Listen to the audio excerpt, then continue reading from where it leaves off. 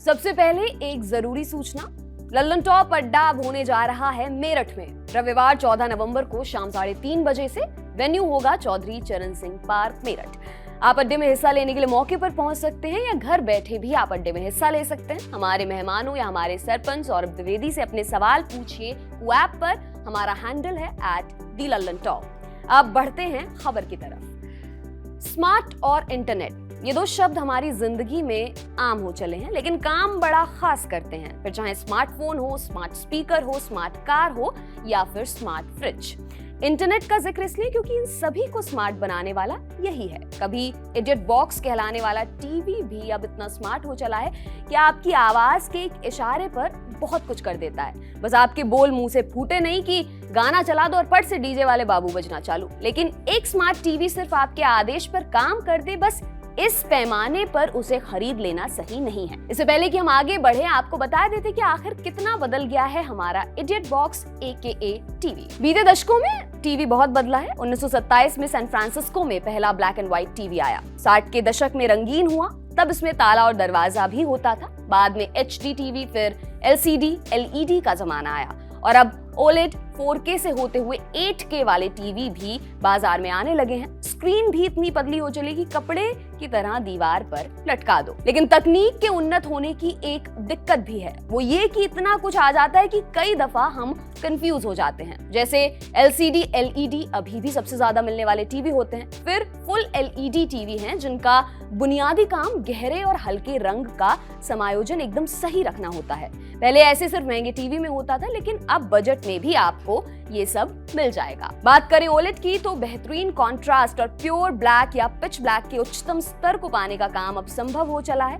कुल मिलाकर टीवी देखने का एक अलग ही अनुभव। वैसे ही अभी बहुत महंगे और LCD की तुलना में थोड़े कम ब्राइट होते हैं। अब बस यही कंफ्यूजन दूर करने के लिए हम लेकर आए हैं कुछ बुनियादी टिप्स। सबसे पहले जानिए कि एक स्मार्ट टीवी में क्या क्या होना चाहिए। एक बात आप बिल्कुल तय कर लीजिए कि लेना अब आपको स्मार्ट टीवी ही है, भले आप इंटरनेट का इस्तेमाल ना करते हो, क्योंकि टीवी कोई रोज रोज लेने वाली चीज तो है नहीं, या फिर स्मार्टफोन भी नहीं जो शायद आप 2-3 साल में बदल देते हैं। टीवी को एक किस्म का निवेश ही समझ लीजिए, क्योंकि आमतौर पर आप इसको 5 से 7 साल तक उपयोग करते हैं और आने वाले 5 से 7 साल में इंटरनेट आपकी जिंदगी में, आपके घर में घुस ही चुका होगा, तो स्मार्ट टीवी लेना ही समझदारी होगी। अब जो बात सबसे पहले आपके दिमाग में आएगी वो है इसका साइज। देखिए कि आपके परिवार की जरूरत क्या है। टीवी जहां पर रखना है वो एक कमरा है या फिर हॉल, उसके हिसाब से साइज को निर्धारित कीजिए। छोटा कमरा है जहां आप 2 से 3 फीट की दूरी से टीवी देखने वाले हैं तो 32 इंच का टीवी बहुत है। 5 से 6 फीट की दूरी के साथ थोड़ा बड़ा कमरा है तो 40 से 43 इंच आपके लिए ठीक रहेगा, और यदि हॉल है तो फिर 50 से 55 इंच का टीवी आपके लिए एकदम मुफीद होगा। विकल्प 65 इंच का भी उपलब्ध है, लेकिन वो बड़े हॉल के लिए फिट है। साथ ही आपकी जेब पर भी फिट बैठना चाहिए, क्योंकि वो महंगे भी होते हैं। चलिए, साइज अब फिक्स हो गया, अब ब्रांड में आप दिमाग लगाएंगे तो यहाँ हम आपसे यही कहेंगे कि ब्रांड के प्रभाव और ठप्पे पर आपको सबसे आखिर में जाना है। नामी गिरामी ब्रांड से भी अच्छे स्मार्ट टीवी बाजार में उपलब्ध है। अब बात करते हैं पैसे की। तो जैसा कि हमने कहा कि टीवी तो लंबा चलने वाली चीज है, इसलिए थोड़ा बजट ज्यादा लेकर चलिए, इससे आप अच्छा और कुछ सालों तक चलने वाला टीवी खरीद पाएं। बजट से मतलब लाख रुपए से नहीं है। आज की तारीख में 50,000 की रेंज में आपको ढेरों टीवी मिल जाएंगे। आमतौर पर 49 इंच की स्क्रीन साइज के बाद स्मार्ट टीवी के दामों में ज्यादा तेजी देखने को मिलती है। कीमत में ब्रांड का भी रोल होता है।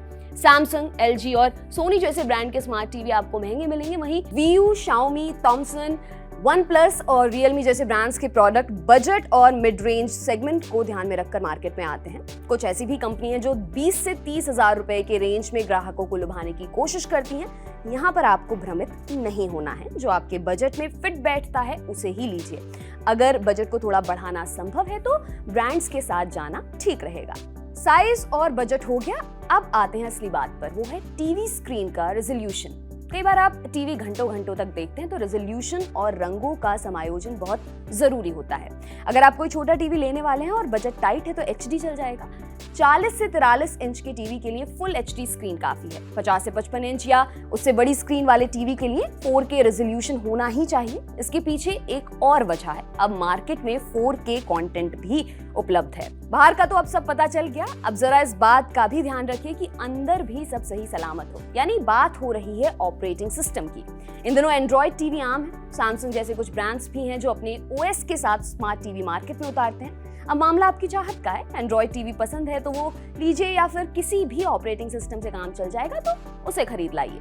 एक बात का ध्यान रखिए, प्रोडक्ट वही लेना है जिसमें आपकी जरूरत के सभी ऐप्स के लिए सपोर्ट मौजूद है, क्योंकि अभी स्मार्ट टीवी की दुनिया में स्मार्टफोन की तरह अपडेट मिलना शुरू नहीं हुआ है। ऐसे में अगर किसी खास ऐप के लिए आपके स्मार्ट टीवी में सपोर्ट नहीं है तो जरूरी नहीं है कि वो भविष्य में आपका काम करे। स्मार्ट टीवी है तो स्पीकर और दुनिया भर के अन्य उत्पाद भी आप लाएंगे तो USB पोर्ट और HDMI पोर्ट जितने ज्यादा मिले उतना अच्छा। ब्लूटूथ कनेक्टिविटी है या नहीं ये ध्यान से देख लेना, वरना कहोगे कि हमने आपको बताया नहीं। और हाँ, सर्विस सेंटर का आता पता भी देख लीजिए टीवी लेने से पहले। कहीं ऐसा ना हो कि जहां आप रहते हैं वहां आसपास कोई सर्विस सेंटर ही ना हो। इलेक्ट्रॉनिक उत्पाद है, बिगड़ भी सकता है, और सर्विस सेंटर हुआ दूर तो जितने के ढोल नहीं उतने के मजीरे फूट गए वाली कहावत चरितार्थ हो जाएगी। वैसे इन दिनों ज्यादातर कंपनियां थर्ड पार्टी सर्विस भी देती हैं। इसमें आपकी सहूलियतों का ख्याल रखा जाता है और यहीं पर ब्रांड का रोल बहुत अहम हो जाता है। आपके लिए तमाम जानकारी लाए हैं हमारे साथी सूर्यकांत। मेरा नाम है दिव्यांशी। देखते रहिए दी लल्लन टॉप। शुक्रिया।